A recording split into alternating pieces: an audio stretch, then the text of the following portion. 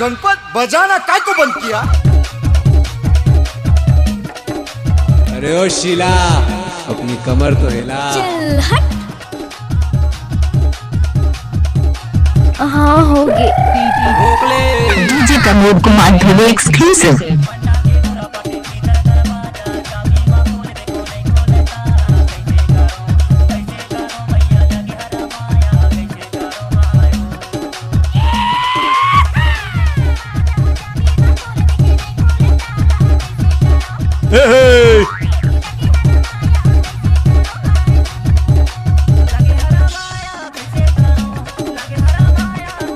अरे ढोल बजा रे। डीजे प्रमोद कुमार ध्रुव एक्सक्लूसिव। ओए होए।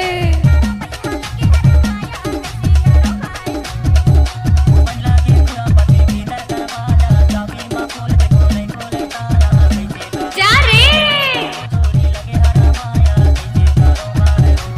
क्या नाम है आपका? डीजे प्रमोद कुमार ध्रुव एक्सक्लूसिव।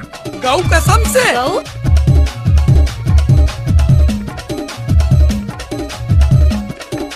कैसे कर थस रे? कुछ ना वो नाचन दे। हट रे टूरा। तोर कंडीशन बने काऊ।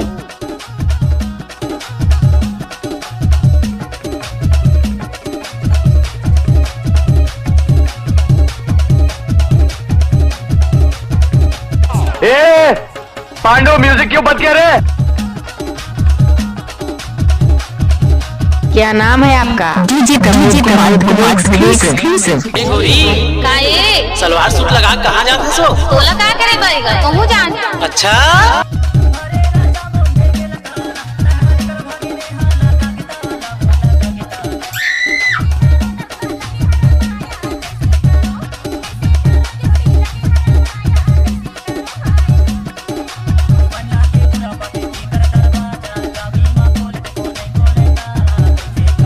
I love you.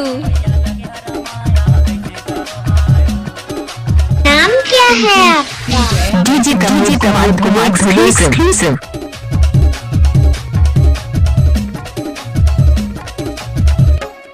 पीरावा थे वो।